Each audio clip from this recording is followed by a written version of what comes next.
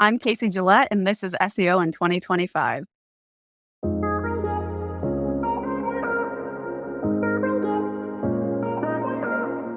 Casie, what's your number one SEO tip for 2025?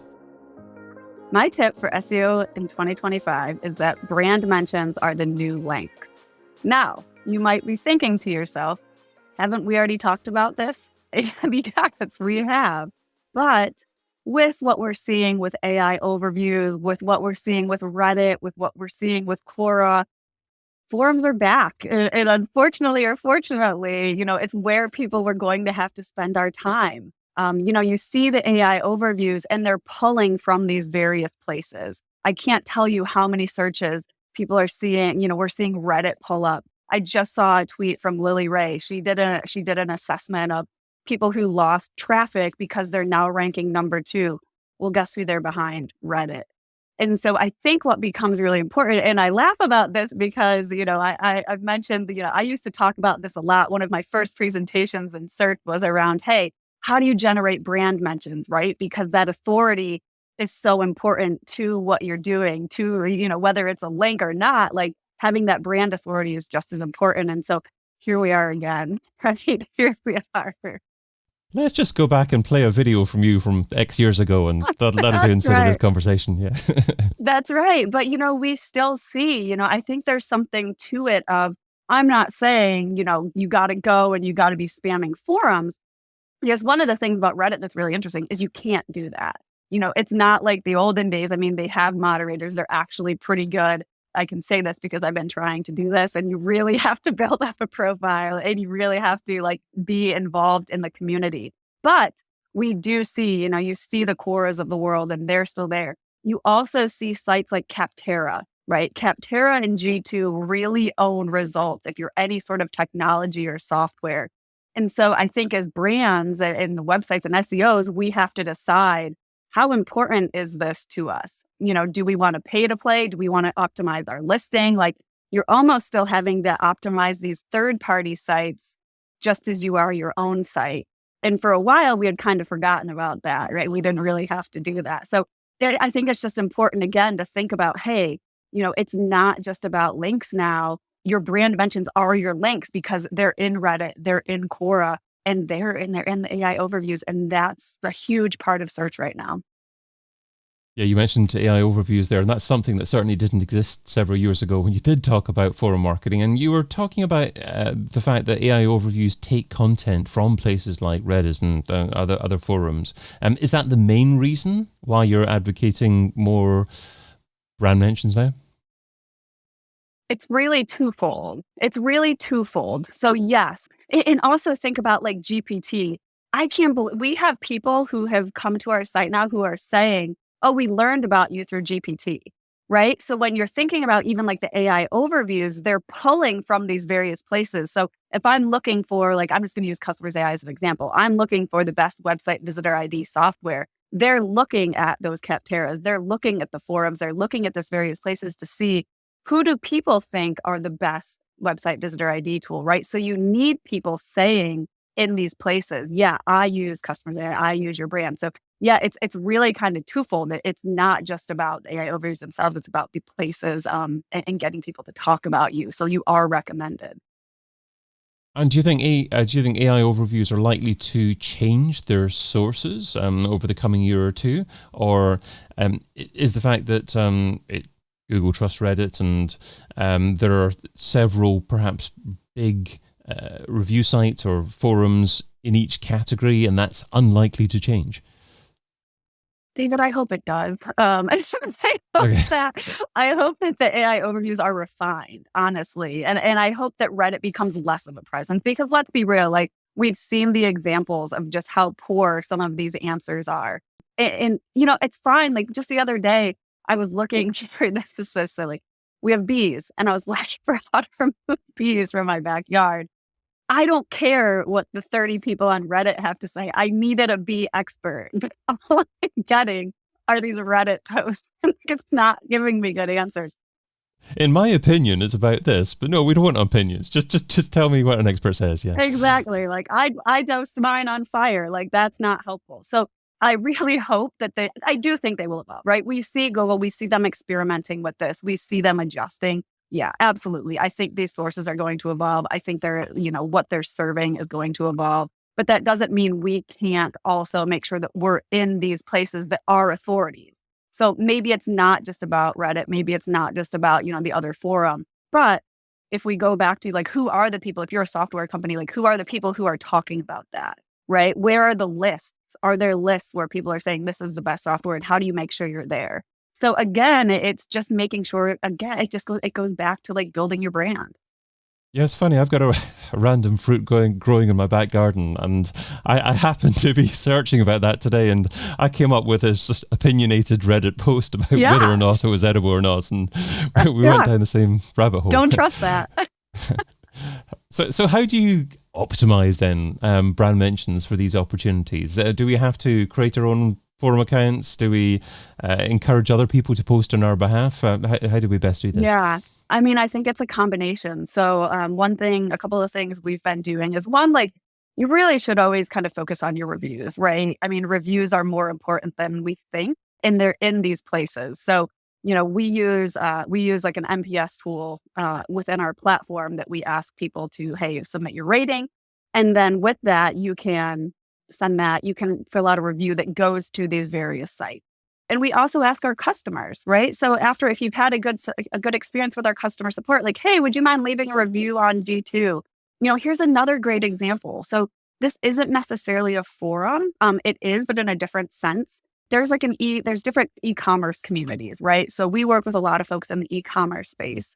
And we just started a relationship with one of those communities, and they have their own forum. Now, we can't do anything there.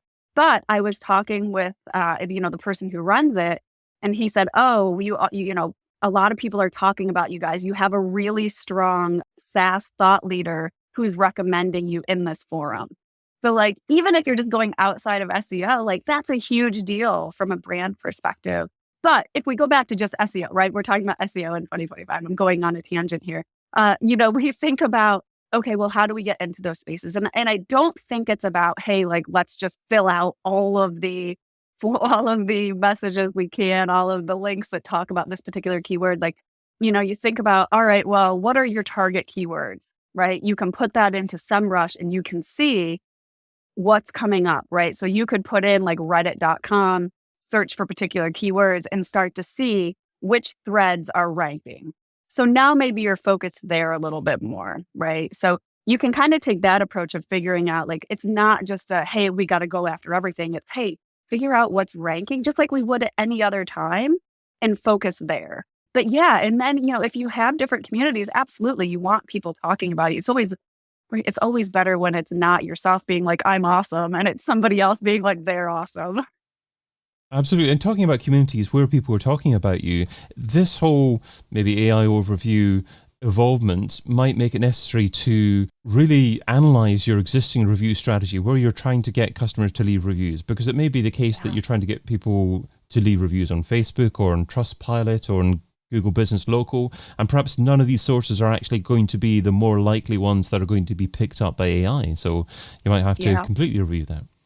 Yeah, I think that's such a great point. Like, a lot of times I'll look for, again, I'll just go back to my example, like best website visitor identification software. And you'll see, like, yes, there are forums, there are your Capteras, but there's also other sites, and just like we always had with featured snippets, you're seeing kind of the same thing where they're pulling from a blog who wrote, hey, these are the 25 best tools, right? And you see that in the table. So again, it's kind of, to your point, I think that's such a good call out, is it's not just, it's figuring out where these places are. It's not just one particular place.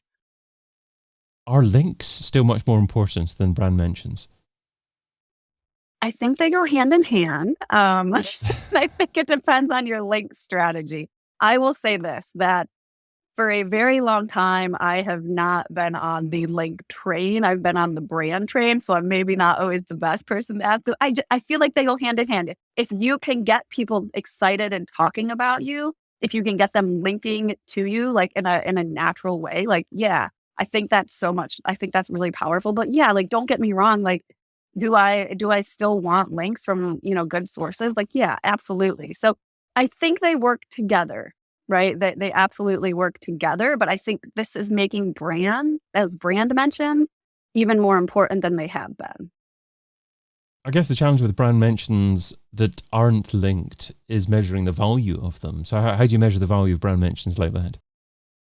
Yeah, so we use a couple tools with that. So we use SEMrush, we use Mentionlytics to really see like, who's talking about us, like what's going up, what's going down. It's always going to ebb and flow. Like if we have events, like if we put out a report, like you're going to see that, right? But generally, like we want that to be going up as we're doing these things to get people in our market talking about us. But it also goes to your effort. So maybe you are like going back to that side of like the link side of things. We do a lot of like co-marketing with our partners.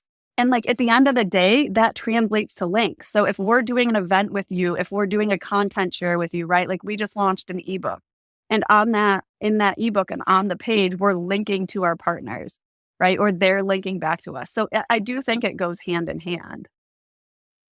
How does what we've discussed interplay with other channels, maybe social media, perhaps digital PR? Is it important for SEO to work more closely together with channels like that?